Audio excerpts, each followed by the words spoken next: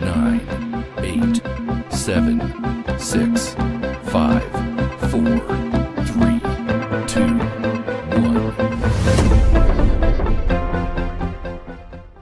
Happy Sunday, CROC Nation. Dr. Tommy and Ellie here with you with another amazing CROC podcast. Angel Santana, have faith, let it begin on the other side of the computer. Angel, I am so excited because we have a guest today, a very dear friend of mine. And you know how I like having guests. I feel like I'm having company. I want to put out the cheese and crackers. I want to put out the horseradish dip.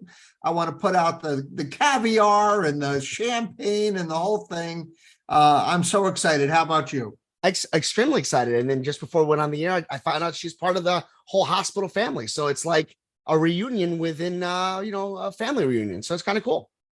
So before we introduce Erica, I want to kind of set the table for her, tell a little story, give everybody sort of a glimpse into what the podcast is going to be about. So many years ago, when I had hair and the hair was actually colored brown, I had this desire, considering a kid from the city, to actually go underwater with a oxygen tank and actually do a thing called scuba diving.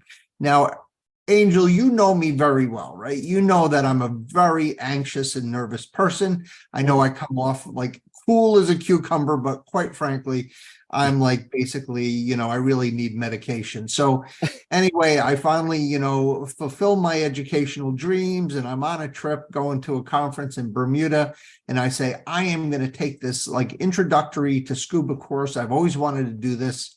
I was in my 30s and I said, I'm going to just do this. So, the instructor throws on about 300 pounds of, tanks and weights and vests and all these kind of things and throws me into the ocean. And then I have to do something very unnatural, and that's breathe, but not breathe like I'm breathing air. I'm like breathing from this oxygen tank. And this is the only thing that's keeping me, from basically dying. So after the initial shock of that, getting wet in the water, kind of going down to the bottom of the ocean, and feeling, this sense of absolute terror, I finally start breathing.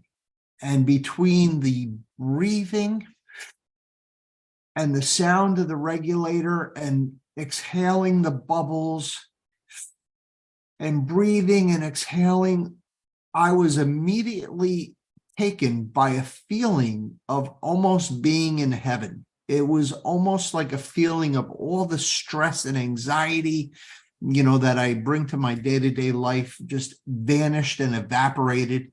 And that was my first introduction to the power of breathing and how proper breathing could actually act as a therapeutic, just like a drug, just like a painkiller, like an anxiolytic, like any of those types of things. And I thought to myself over the last couple of podcasts, we've been talking about different techniques for our survivors to get through some of their anxieties and trepidations and fears.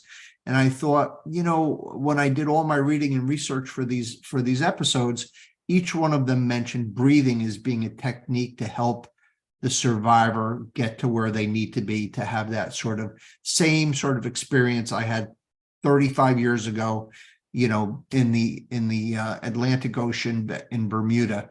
And then I approached my new friend, Erica Tortorella over at Garnet. And Erica is our new complementary alternative caregiver. And she does all sorts of things that she's going to tell us about. But I was struck by just this aura that she has. She just has this, you meet somebody who just calms you, just kind of makes you feel good. Just there's like a positive energy around her or whatever. And I took her aside and I said, listen, I know you don't know me that well, but do you know anybody who, knows anything about breathing techniques? And she says, yeah, my teacher, blah, blah, blah. I reach out to her teacher, and I guess he was too busy breathing because he never called me back. So I said to her, Erica, do me a favor. Your teacher's not doing it for me. Can you do me a favor? I know I could tell already just by meeting you that you would be the person to help our survivors by giving us a little 20-minute thing on breathing, a breathing sort of, what would you say, a workshop to help.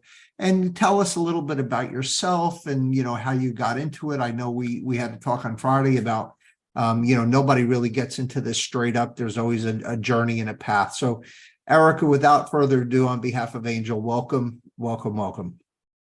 Thank you so much. I'm really excited to be here. Ever since I found out about the CROC podcast, I was wondering when I was going to get on. So pretty exciting.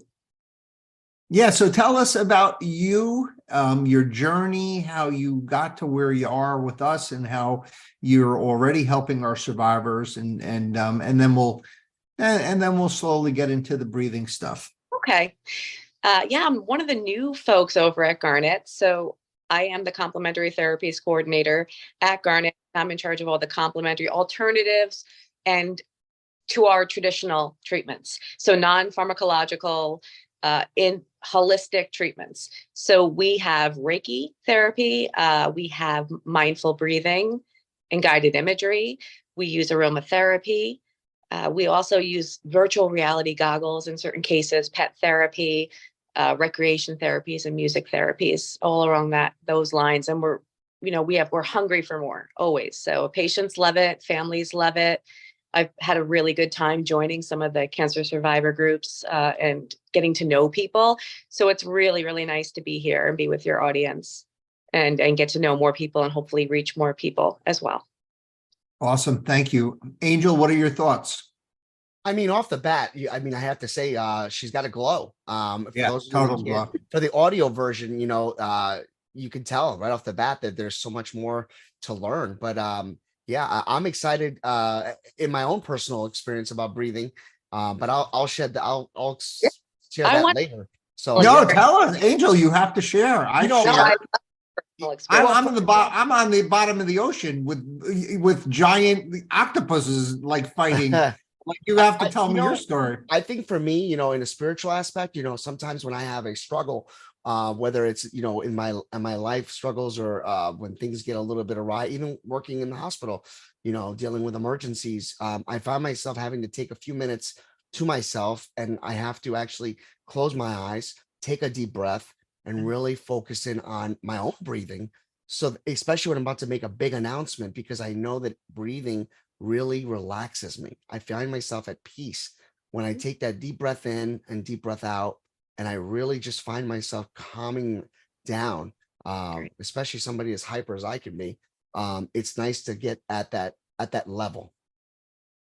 I'm thrilled that you are excited about breathing, both of you. And that's really what I wanted everyone to take away from this, because I believe this and as a great truth, that breathing is the most underrated human experience, that we do not value it the way that we should. We just take breathing for granted, and we don't understand the innate power. We don't stop to think about all the power that we hold with breathing and everything we can do. So I'm really excited to share with you some concepts, some very basic breathing concepts, and some more advanced ones as well that are that people may be able to try and give a try. They can help you with stress, your anxiety, sleep disorders, lung issues, respiratory problems. I mean, you name it, it's all there in breath. It's the most powerful thing. And you said both of you made mention to the spiritual element, this experience, right? That you get this innate sense of calm, right? So it's internal. That peace is within you. And when Dr. Iannelli was doing his scuba diving and that breath, it was magic, right? It really was it's that elixir of life where you can just sort of be present. It brings you into this very, very moment. What's gone is in the past, and the future is what's to be. It's right now. And breath is that anchor. Breath is the anchor into the moment. And we can use that in so many ways to have, a wonderful human experience. And it just does so much for our health. So I'm really excited to share it. I'm a yoga teacher. I'm a meditator. I'm a mindfulness practitioner. So breath is at the heart of all of those activities. Really, it is. I love it. So Erica, as a physician, we learn the physiology of breathing. Yeah. We learn the anatomy, we learn the pathology, we learn, pretty much everything. So it's a very clinical type of experience when you're learning it as a student or practicing it as as a healthcare worker.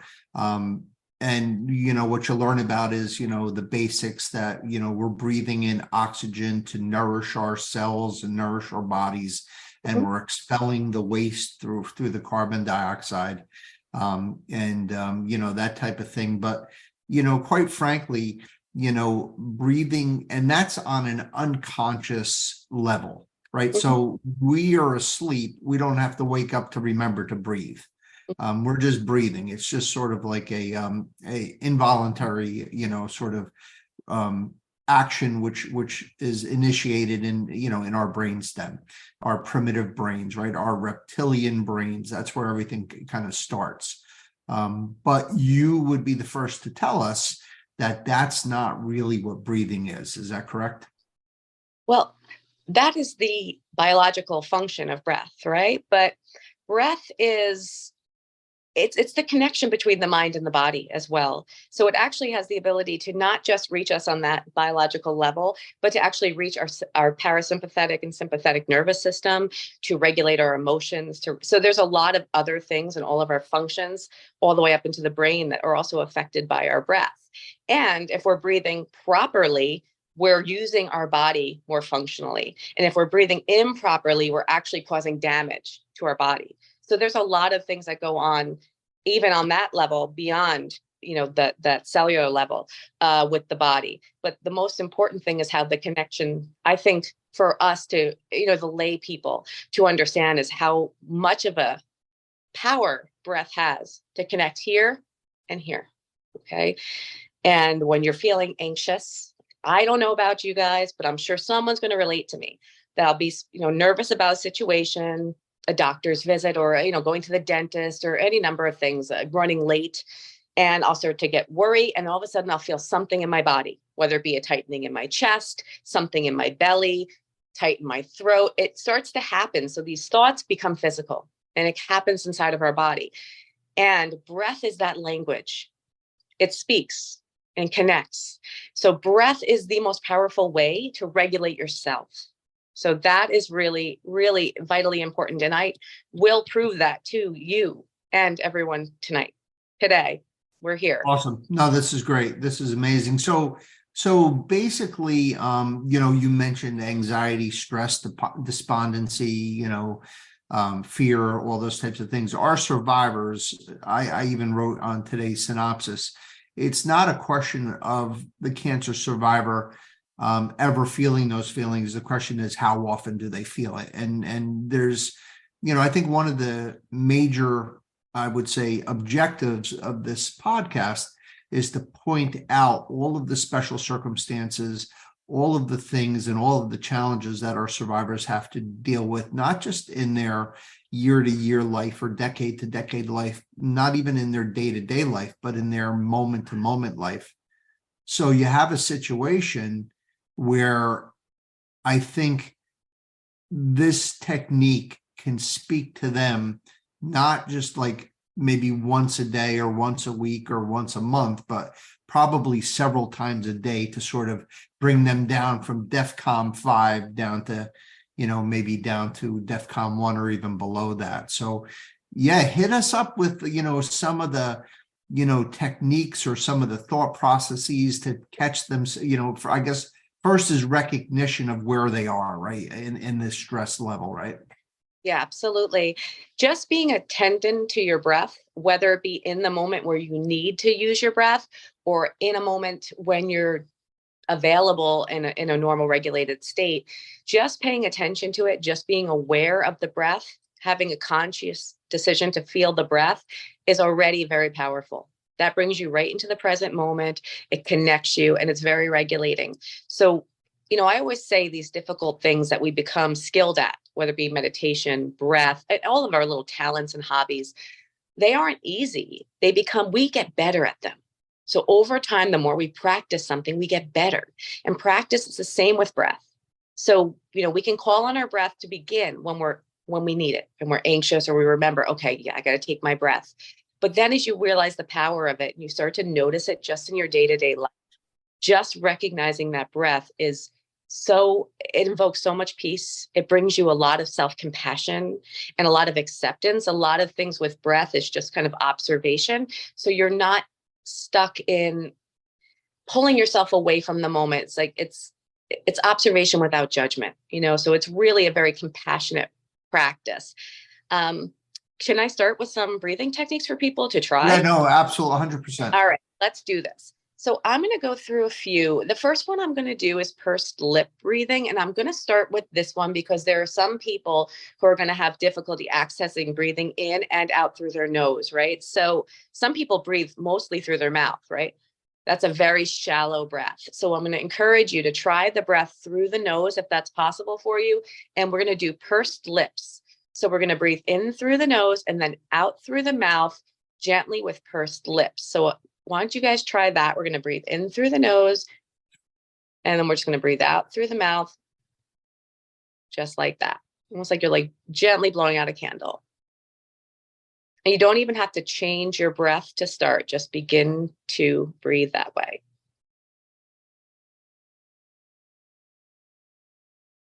You'll start to notice that that out breath is a little bit longer than that in breath. And I want you to stay with that. So breathing in, noticing that breath, breathing out a little bit longer. That's going to help you expel the air from the lung, right? So if we're breathing very shallow, those lungs are never, ever, ever, they're not going to be able to have any output.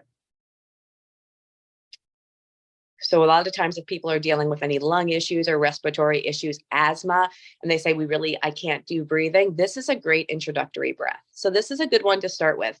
If this is easy for you, you can do the in and out through your nose, okay? So just do that first. Don't even try to change it. And then we're going to turn it into a belly breath or a diaphragmatic breath.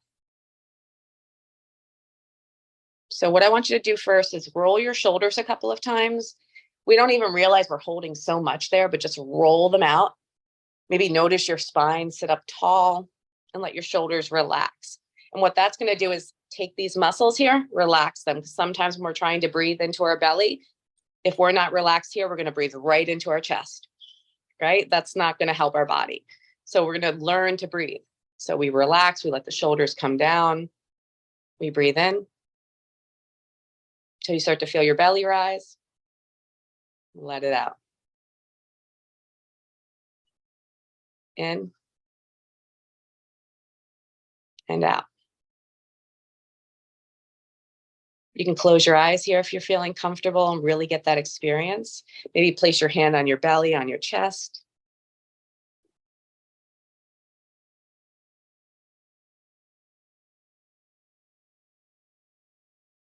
So what you're doing here is getting the diaphragm to expand. And as you breathe out, it pulls back. Like your chest and belly are lifting. You could try this in your chair, or laying on the ground is really a delightful way to really feel this.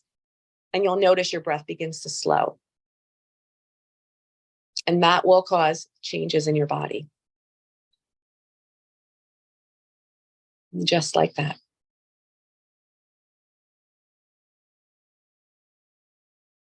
Angel, I feel like a new person.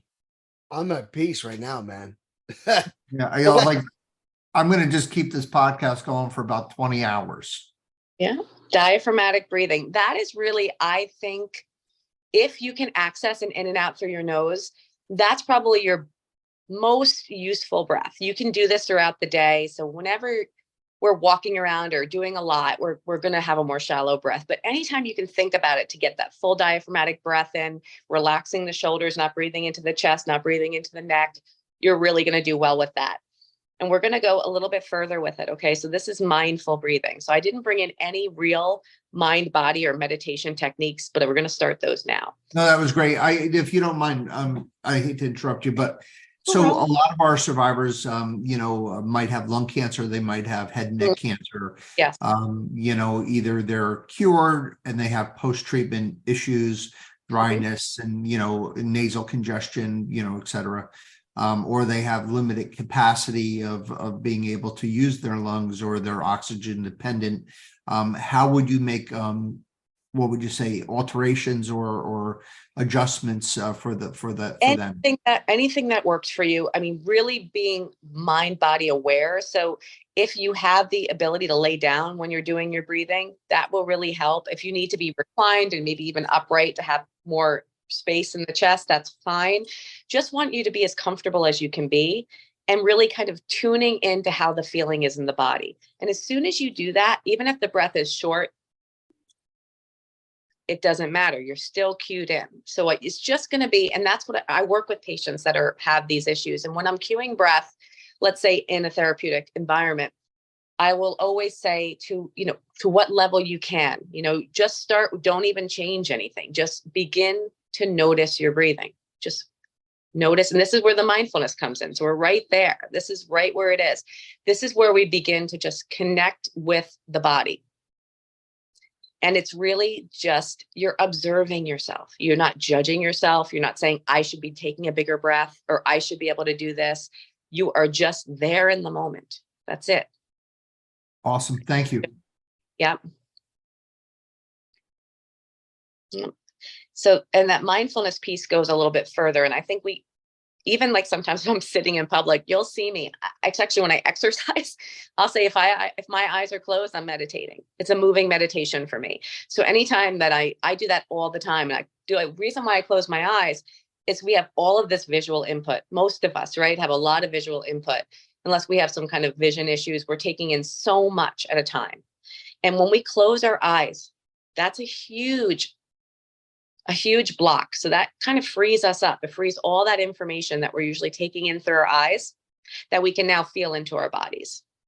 So I highly recommend when you're doing these breathing activities to really just let it happen for yourself. Close your eyes, maybe just breathe, feel in the moment, be there, and then you can kind of let your thoughts pass by. Don't even come right back to your breath. And that's the basis of meditation. And I will say mindfulness, meditation, and breath is at the foundation level. It's the equalizer. It's something we all can do. We may not all be at the same level. We may not all be doing it the same way, but we can all do it, right? We can all have that conversation with ourselves. It doesn't matter. And I've done this with people of all different abilities, all different ages, everyone you can imagine. And it's accessible. It really is a very accessible practice. And it's so very healthy for our body and our minds. Yeah. So as an advanced practitioner, how, and you are obviously aware and mindful, that's sort of like, your whole, whatever, chai is it, your energy. How do you, how long does it take to adapt your behavior to become a habit of being mindful of your breathing? Well, I think that most habits form, we can lose a good habit real quick, but to form them takes a little bit longer. So that's why I say to do it as much as you can, not just when you're feeling the most stressed, especially if you found some peace today. If you found any peace at all, take a moment and do it again. So I say whenever you can. I mean, you can there's apps on your phone that tell you to take a breath. You can do those meditation apps. You can do that stuff. I'm not against it. Whatever it takes for you to do it, whether it be I'm just going to sit and breathe when I wake up in the morning. I do it at night because even I breathe throughout the day. I'm really good at it. But even at nighttime, I'll find myself going back into those cycles of overthinking or not being able to shut off my brain. And I'm like, hey, even as an advanced practitioner, I still have to remind myself. So I say just come up with a few healthy habits. When you wake up in the morning, before you have coffee, maybe you drink some water and you breathe. There's guided meditations everywhere. You can just take those moments and do those things, and you find what works for you. Like everybody, there's going to be somebody out there that speaks your language that's going to help you. So I want you to feel successful. This is really something and it's so personal. It's not like a one size fits all. This is you and your body. This is your breath, your body, your experience, your practice. All right. Mindfulness is a practice. And breathing is a practice. It's all, and it belongs to you. It belongs specifically to you. Yep. Does And that- I know you addressed this. I'm going to ask you to address it again. So we're talking about breathing, mindfulness, Yeah. trying to reduce stress. You mentioned also, it seems almost paradoxical, but I know it's not. But when you talk about moving meditation or moving mindful breathing, that's basically not just laying down or sitting or actually closing your eyes and sitting in one stationary spot, but that's actually being mobile, hiking, being on a bicycle, working out, whatever, even driving, I guess. Tell us Yeah. a little bit about how you integrate your breathing into real life, into the moving circuit of life.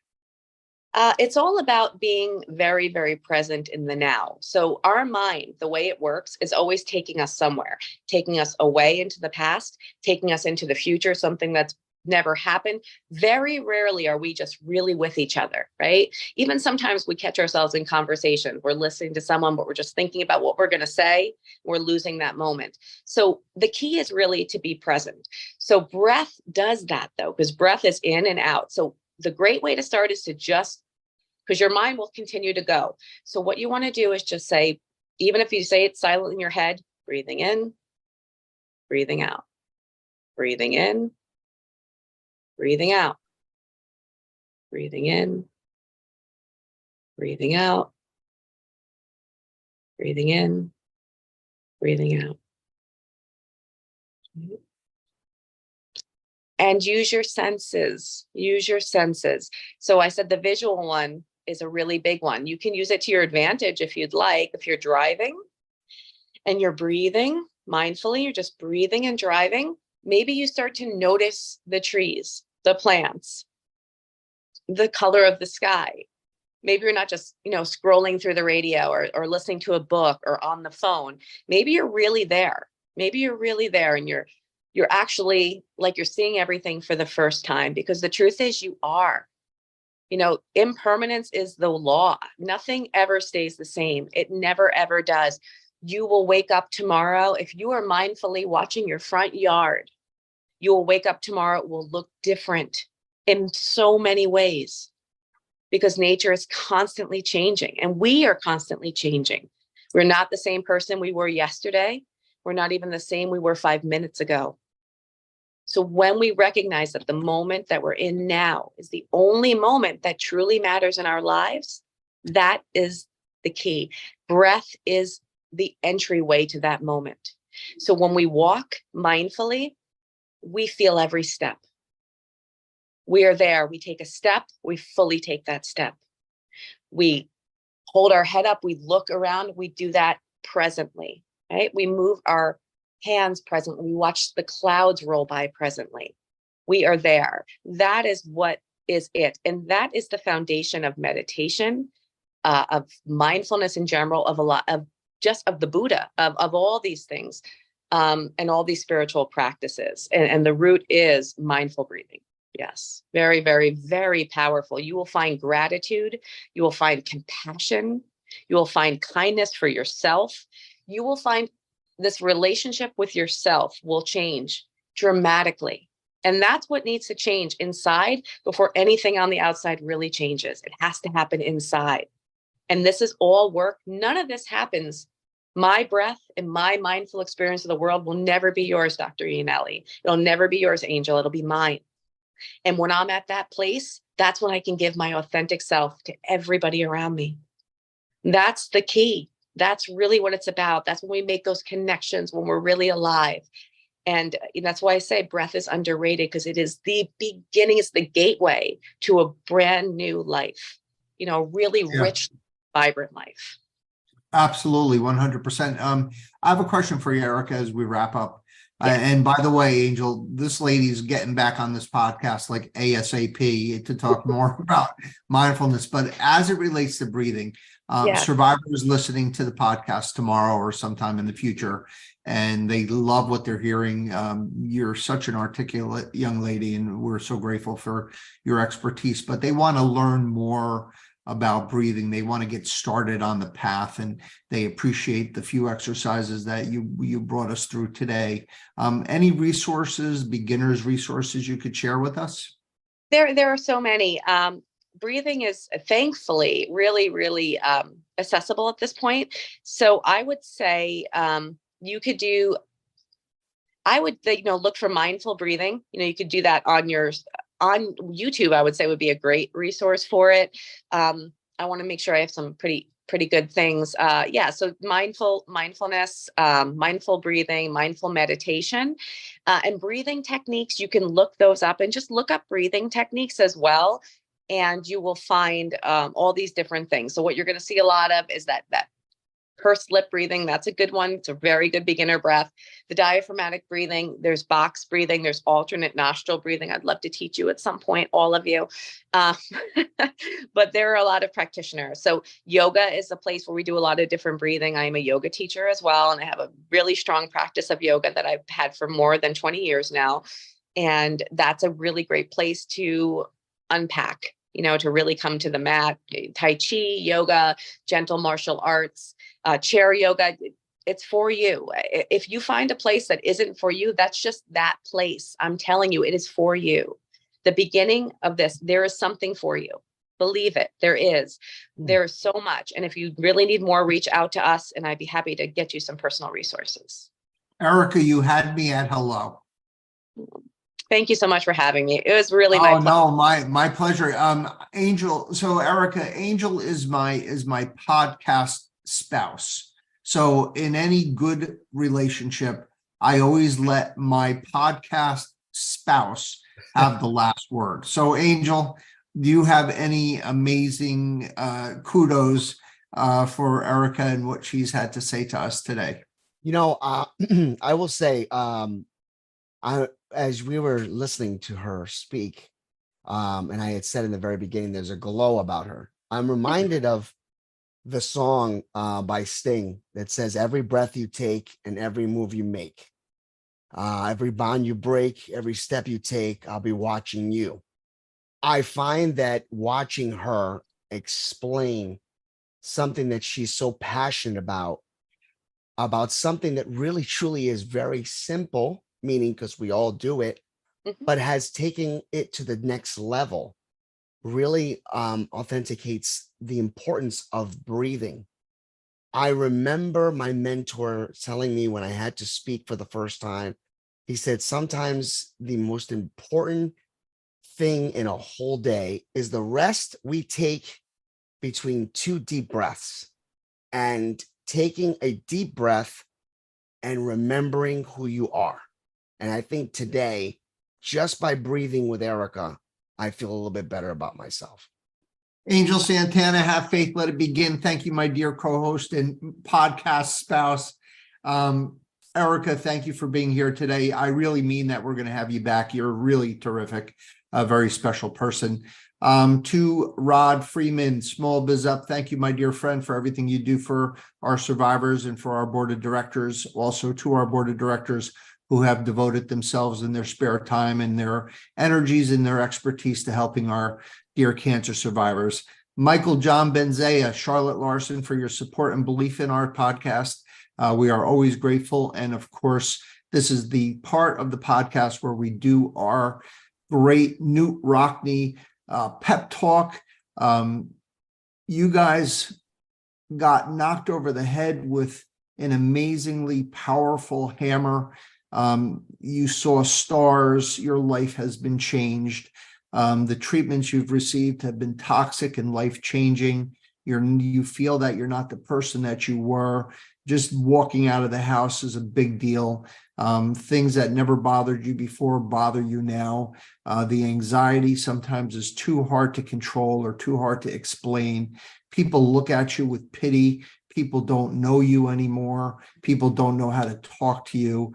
And you have to raise your family or be with your family or go to work and get money and continue your career. And then on your lunch hour, go for your mammogram or your CAT scan or your MRI, and you're waiting for those results. And you guys are very, very special, amazing, courageous people. Take today's podcast to heart in those moments of despondency, in those moments of fear, in those moments of anxiety. Do as Erica says and take those breaths and calm yourself down and be present in the moment.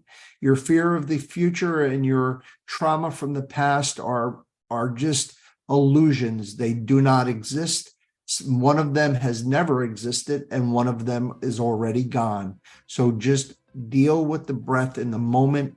You guys are worthy, and I want you to think that when you're breathing. You guys are special, you're loved, you're courageous, you're brave, you are survivors. You are going to beat this. You have already beat this. You got this. On behalf of the CROC podcast, we end this podcast as we end every podcast, wishing you all a long, healthy, happy, and cancer-free life. God bless you. God be with you. Peace.